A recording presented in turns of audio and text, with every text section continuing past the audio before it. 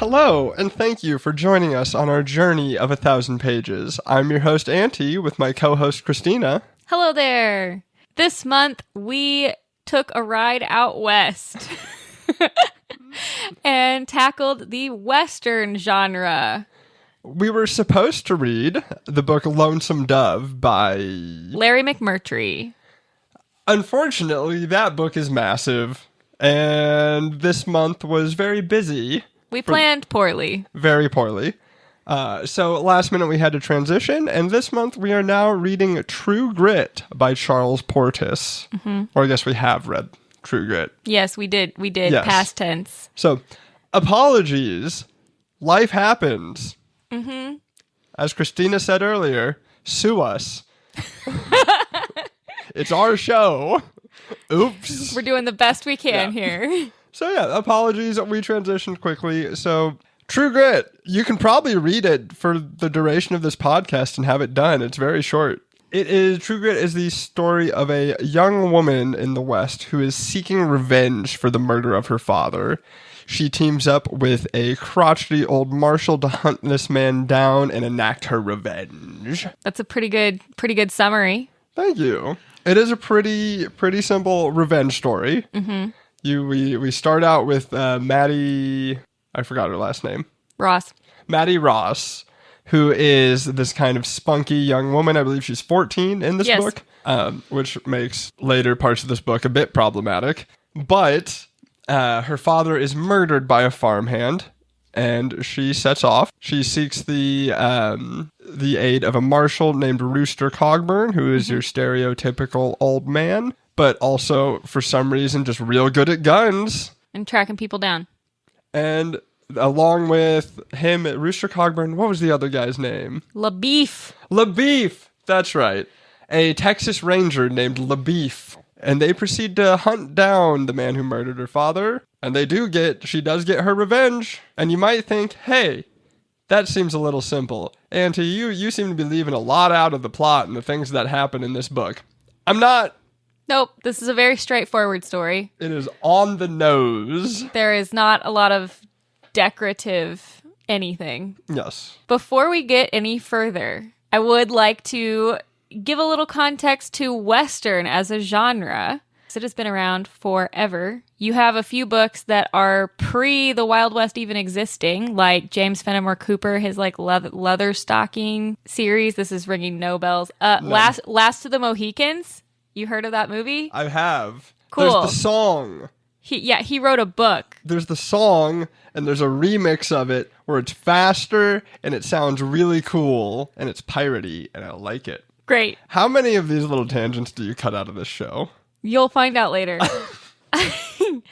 So, Western as a genre, obviously it focuses on the time period of the American Old West frontier, which was usually between like late 18th century and early 20th century. Lots of themes about rugged individualism and general clash between civilization and the wilderness. You have all the settings of like crossing the Mississippi River and deserts and prairie land and all of that. Shootouts, cattle drives, cowboys, Native Americans, good versus evil, the pursuit of justice. These are all really important in Western as a genre, both in film and in literary traditions. This was most popular as a genre. It peaked in the 60s. Yeah, I can see that. It really started like when the Wild West was even drawing to a close, like 1860s, to early 1900s with like pulp fiction. Sure. And the little dime store novels and all of that, which at the time were even making legends of people who were still alive at that time. And then it just became more and more popular. They started making movies when movies became a thing, and yeah, like I said, it kind of died off in the 70s.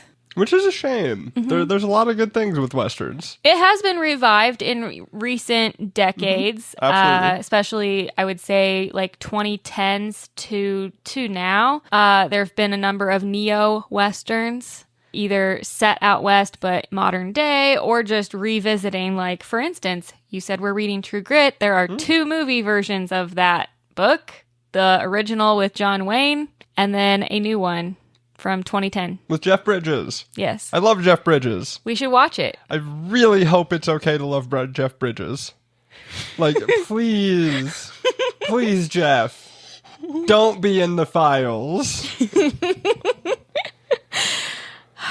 Yeah, I'm afraid to look some people up. Yeah, I know. Anyway, so one of the things that we were talking about when I started looking up Western as a genre that you mentioned is why are we reading a Western specifically and not lumping that into historical fiction? Mm-hmm. And I thought you had some interesting ideas about that. I thought you had an interesting answer to your own question. I am such an asshole. You did. I thought. Yes, I ask questions and then I try to answer them myself. Okay. You're just that good. I am. No, but the fact that we do divide Western from historical fiction, even though Western is technically under that umbrella, is there's a very distinct voice to the Western genre. Yes. Whether it's in a movie or a book or a video game, shout out Red Dead Redemption, that is unique to the Western genre in those themes that you just said. Mm-hmm. Like you said, there's a lot of revenge, seeking justice, the very kind of black and white good over evil, even though like the anti-hero is a huge thing in Westerns, which is strange. I think that's I think that's a newer addition. Sure, I can see that. As people look back now with so much historical context and realize, hey, history's not as black and white as I thought. And especially the more digging you do, you realize that it is much more gray and complex. Right. Anyways, so Western, you have that unique voice that marks it as a Western. Whereas when you look at historical fiction, the thing that lumps all of historical fiction together is there's the unique voice to historical fiction that is in those novels and pieces of media, regardless of the time period. Okay. So it can be like, you know, in Scotland or in like medieval, I don't know, freaking Japan. Yeah, sure. Any other country, like could not name a single other country. I just, yeah. Am I wrong? You've read more historical fiction than I have. I think the voice varies a lot depending on the author. Sure. But Westerns are distinct. Sure. From that. In the tone, in the themes, there's a lot of similar archetypes. Versus historical fiction as a huge genre. Because, I mean, obviously you have all of history all over the world to choose from. You can tell all kinds of stories. You can have a historical mystery, historical romance, historical fill-in-the-blank, right? And so I think there's a lot of variety there. And the thing that ties it together is just, oh, I'm telling a story that's set in another place. Versus Western, it relies very heavily on tropes and the same themes that are always there. You can watch a Western that was made 5 years ago, and those themes of justice and honor and survival are going to be there the same as they're going to be if you watch a Western from the 1940s. They just might express it a little differently, but the themes are still going to be the same regardless. Right. And that's not always the case with historical fiction as a whole. Should Western be like a subgenre of historical fiction? I consider it to be a subgenre, personally. But I will say, at the library, historical fiction does not get its own sticker. Western does. Oh, snap. Oh, get wrecked, Outlander. So, speaking of the voice of Westerns and of True Grit specifically. Yes. There's a quote, I believe you brought up that you've heard tossed around about this book before, and then there's an actual quote on the back of the book. Yeah, so one of the quotes on the back of the book that's speaking about the voice of the author just said that, like Mark Twain, Portis is a master of voice, of deadpan narration played for comic effect. I do agree. The novel is chock full of exactly that very deadpan sometimes morbid humor that works because it is being played so straight. Yes. Here you go. I'll just read the first paragraph to kind of give you an idea of what the tone is that carries through the whole book. People do not give it credence that a 14-year-old girl could leave home and go off in the wintertime to avenge her father's blood, but it did not seem so strange then, although I did say it did not happen every day. I was just 14 years of age when a coward going by the name of Tom Cheney shot my father down in Fort Smith, Arkansas, and robbed him of his life and his horse and $150 in cash money, plus 2 California gold pieces that he carried in his trouser band. Here is what happened. I didn't catch this first time. Yeah. Is she a little autism coded? I don't know. She's just very, like, on the dot with what was taken. She is very precise, and she is very serious, and she is very blunt throughout the whole story. It is. I do love that. Like, as the opening monologue, something that I don't think enough authors do, specifically male authors, when they write females, is none of them capture the female rage, right? And it always annoys me because, like, y'all got an anger inside you that is deeper and more vast than any man could know. Like, and having that character where you have this female character who is not, and I also appreciate throughout all of this book that, yes, you have Rooster Cogburn looking down on her because she's a girl, but she herself has always just like, okay, I'm just going to do it anyways. You're not going to stop me. Yeah. You can either help or buy. See, I interpreted his condescension to her being more age-based. Sure. Versus LaBeef was more like, you're a little girl. Like, you are a little girl and little girls should stay in town. Why, Rooster Cogburn, have you allowed this little girl to come with us out into the wilderness? And in terms of creepy men in novels, LaBeef is not the worst. It's true. He's not a good guy. No. But at most he says, I was gonna steal a kiss. Which is a weird and uncomfortable thing to say to a 14-year-old child. 100%. Don't. You are clearly an adult man.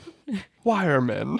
I was gonna say it's a weird time, and then I realized I can't say it's a weird time. So we're just gonna move on to say, hey, the voice in this book is very, I don't know, it feels Western. Like, you drop in and you're like, yes, all of these characters and the way they speak to each other and the way they describe things, it just feels right and correct. Just to say it again, I just love the anger in Maddie's voice throughout this entire novel.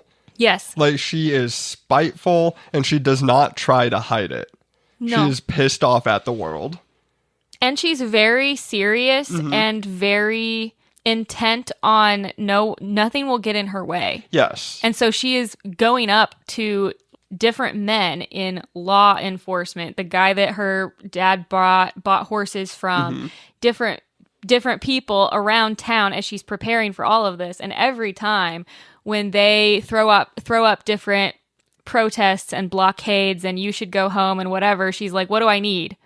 What do I need to do the thing that I am doing? Oh, I need this paperwork? Okay, cool. I'm going to go contact my lawyer and get that for you. Right. Oh, well, here is the legal document, so give me what I want and go, and I will be on my way. It's fantastic. She is the living embodiment of take no So what was the thing? The unvarnished soul of America? So that was not a quote. I can't find where I found this quote. Okay. But if you Google Westerns, which is what we did when we were trying to figure out what Western to read when we chose this as a genre, True Grit will show up on every single one of those top 10 lists. Sure. Lonesome Dove will usually be at the top of said top 10 lists, but also it's like 600 or 700 pages. And Lonesome Dove? Yes. How long is it? It's close to 1,000. Okay, cool. I feel even better about us not finishing that book. I only made it like 150 pages. She did. So I only made it about 50 pages in. Christina did say that she got 150 pages in and the plot finally started happening. No. It was just becoming clear what the plot was going to be. Oh my God. I'm beginning to realize when things say that they are a vast, sweeping epic, That is code for it takes a very long time to get going on the vast sweeping epic. It doesn't have to, though. Well, it does in Lonesome Dove, which is not to say that I won't finish that book. I might. That first 150 pages is rough because you spend a lot of time going, okay, we've got our cast of characters. What are they going to do? Are we just going to hang out? And anyway, we're not talking about that book. We are back to True Grit. Yes. And like I was saying, if you Google top Western books, True Grit will be on that top 10 list. And from what I was reading, basically a lot of people were saying that True Grit is the unvarnished soul of America. Like if you were to recommend a book, especially when this was written in the 60s, if you would to recommend a book to, say, somebody from Europe to help them understand the attitude of the average American, they recommend read True Grit. I think that, yes, sort of. Okay. It is, if you want to understand how Americans see themselves, then yes, I would agree. Ooh. I think every American sees themselves as this highly driven individual on a righteous mission who is just going to get done. Mm-hmm. When, let's be honest, not a lot of us are. We're all just kind of loud. Do you think that was more accurate when the book was written? I don't know. I wasn't alive. All right. Cool. Unfortunately. I don't think I can truly say like what the cultural emotions were at the time without being there. Like, yes, there's a lot of writing and things I know about. Obviously, there was the civil rights movement and various other racial things and whatever else happening. I think it really is hard to say what the views of the average human was at that time without being there. That's fair. And that's why we have art to explain that to us. One of the many reasons we have art. Cool. So there's that. Maybe read True Grit for that reason alone. Yeah. Again, it's comparatively, apparently Lonesome Dove is like 1,000 pages. Just as a comparison, this edition of True Grit is 224 pages. Nice. Easy. Easy peasy. Very light read as well. So one of the things that we talked about is that you did not care for the climactic moment. Okay, hold on. That's not fair. So, full spoiler warnings ahead. You know what happens. She gets her revenge. It wouldn't be a satisfying story if she didn't get her revenge and murder the man who murdered her father. Yes. So she murders the man who murders her father. Then she falls into a hole. Down like a ravine into a hole. Yes. And is stuck there for like the last 50 pages of the book. And I don't understand why. It serves no purpose. She's just stuck after the big fight. She's stuck in a hole. It is extremely... waiting to get rescued. It is extremely drawn out. It's a switch in tone almost, I think, because thus far, I mean, again, this book is like just over 200 pages. So it moves pretty quickly between, hey, this happened, I'm going to go here, I'm going to overcome all these obstacles to get where I need to go track this guy down, right? And it moves at a pretty steady clip. And then, yeah, she gets her revenge, falls down this ravine, gets stuck in a hole, and then is there, like, it's drawn out. Yeah. Over several pages of her. It's like, oh, she spends a whole night basically stuck in this hole, and she broke her arm on the way down, and all these snakes are down there, all the rattlesnakes, to be specific, she has now disturbed their winter sleep, and so there are snakes impending upon her. Plus, she finds the skeleton of somebody else that was killed. Because of course there's a skeleton there. Yeah, and so there's like snakes coming out of the skeleton, and she's like grabbing one of the bones to beat the snakes back, and she still gets bitten. And she just waits. Well, she can't get out of the hole. Yeah, that's so dumb. Why? Why do we have this scene? It serves no purpose. And then there's the rescue of like Rooster Cogburn and LaBeef, who are both in bad shape because they also were helping with the, revenge bit. I really don't know what the purpose of that scene is, because you're right, it is very drawn out. Personally, what I disliked more was the epilogue. Why? Because, okay, you have all this of like, oh, this is a nice, simple story. We don't get super into the emotions and of all the characters. It's just hey, here's this extremely serious and competent 14-year-old who takes it upon herself to avenge her father. Here are the men that she gets to go with her. They do the thing. And then the epilogue is 25 years later. Is it only 25 years? It's 25 because she says quarter of a century. Oh, yeah. That basically she gives us a little update on, oh, here's things I've heard over the years about Rooster Cogburn, or here's things I've heard about whatever. And then she hears that he's performing at a circus. And so she decides after 25 years to travel there. And she's telling us again about her life and how things shaped out, how, she stayed with her mom when her siblings grew up and she never married, and how she only has one arm now because of the night in the hole. I remember when I asked. Yeah. Because I asked you what was the point of the whole scene with her being in the hole. And you said, oh, it's to explain why she only has one arm now. And I go, when did we ever know she only has one arm? Yeah, I don't know. If she said that somewhere in the beginning, I completely missed it. I am frustration. So she goes to meet Rooster Cogburn for the first time in 25 years. Well, she tries. And then turns out he died like a little bit before she got there. Like a day before she got there. Yeah, like a day before. And she ends up talking to Frank and Jesse James, who are also, I want to look that up and be like, is that real? Did they really like get out of jail or whatever and join a Wild West circus in the early 1900s? There was a decent amount of, I don't know, maybe I'm crazy.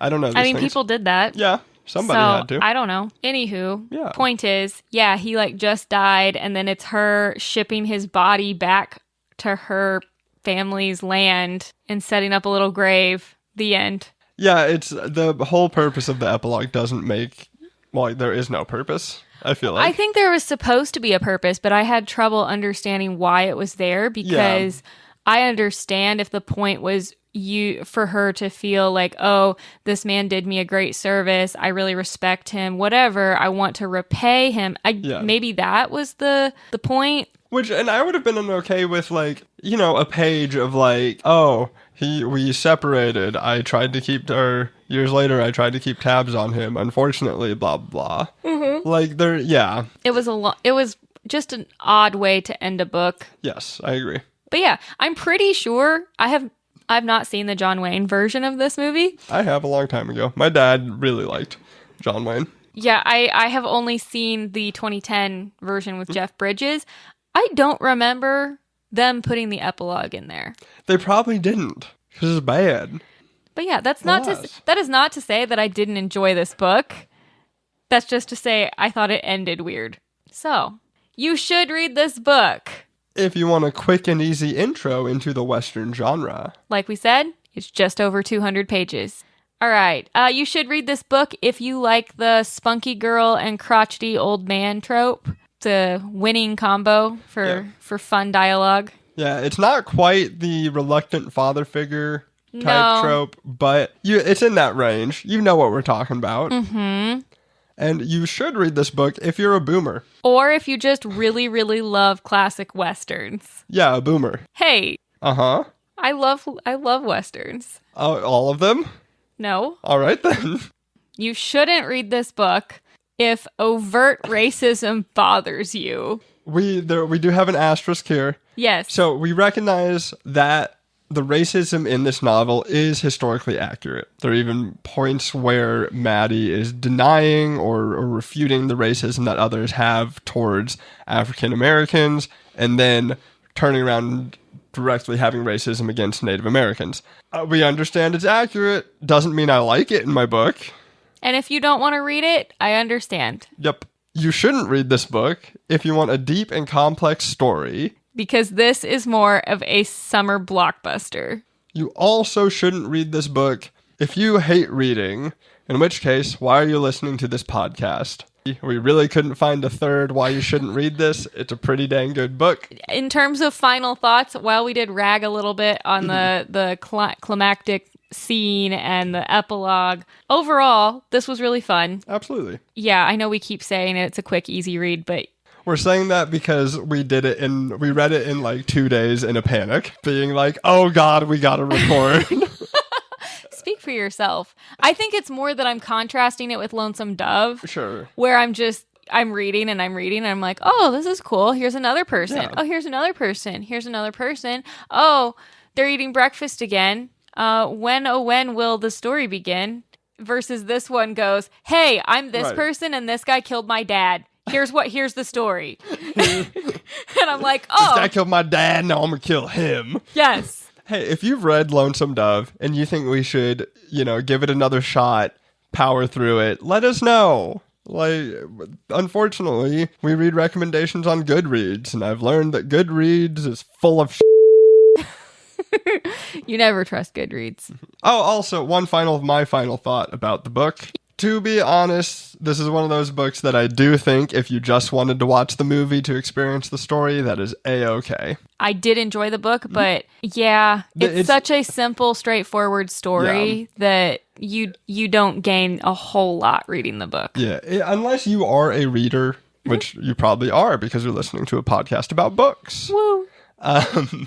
Yeah, it's worth a read, but this is not the book that I would try to tell a non-reader to read. Oh, yeah. Or to try to power through because it's worth it. Shinies, my darlings. Have you picked up any shinies for me? That was such a smooth transition. Thank you. So, as we said at the beginning of this month has been absolutely crazy and got away from us. And it's been rough. Yeah, I haven't done a whole lot of things for fun, like at all. But one thing that I would like to recommend to everyone is a YouTube channel called Humano Studios. It's like human with an O on the end. Humano Studios. We have been watching a lot of their stuff in the morning. It is literally just videos of doing DJ things. Typically vinyl sets. Sorry, yes, I should say vinyl sets that they have, decided whether they're going to do, it's going to be funk, it's going to be Japanese city pop, it's going to be whatever. And the thing that we love is that they always give money back that they make on their channel to the original artists. And it's just... We say watch, we put it on the TV and go about our mornings. Yeah. But it is a very nice, I don't have to think about it or go, I don't like this song and let me skip it. It's one less choice you have to make to just have a nice vibe in the morning. That's a fantastic way to look at it. Plus, you got a little, usually some guy bopping in the background. Having a great time. All the DJs are always, they're just having a time, and I love it. Yes. There's this one, the one, is he the ginger? Yes. With the beard? I love him, because he always just is bopping around. He's having a great time, and it is wonderful to start your morning with that kind of energy. Absolutely. What about you? So, there's a guy named Aurelio Voltaire, and he has an album called The Black Labyrinth, A Requiem for the Goblin King. Okay. And it is an album that is a tribute to David Bowie and the movie The Labyrinth, starring David Bowie and Jennifer Connelly. Mm-hmm. A movie that I adore, which explains a lot. Yes I know. Does. Ha. It's a great album. It's 20 songs long. I haven't gotten through the whole thing yet, but a lot of them are very show-tuney, and it's just of that era. Apparently, after doing a little bit of research on it, a lot of David Bowie's own bandmates came on, and a lot of people that performed with Bowie came to help with this project to make it. That is really cool. Yeah, and it's absolutely got the Labyrinth vibe, 100%. Like, you could hear these songs in Labyrinth. Awesome. Transition. Ha! Thank you for listening. If you've enjoyed this, hey, subscribe, like, comment, do all the things. Share, leave a review. Send us recipes for your grandmother's cookies so we can steal them. We need more calls to action. We do. Yeah, what are we reading next month? Next month we are choosing a mystery. And we selected Mexican Gothic by Silvia Moreno Garcia. It is about a woman named, I'm really sorry, I did not look up how to pronounce her name. It looks like Noemi. We'll find out before next month. Anyway, she receives a frantic letter from her newlywed cousin begging her to save her from a mysterious doom. So she packs up all of her stuff and heads to High Place, which is a distant, fancy house in the Mexican countryside, to save her cousin from who knows what. Join us next month when we find out who knows what. Bye-bye. Bye!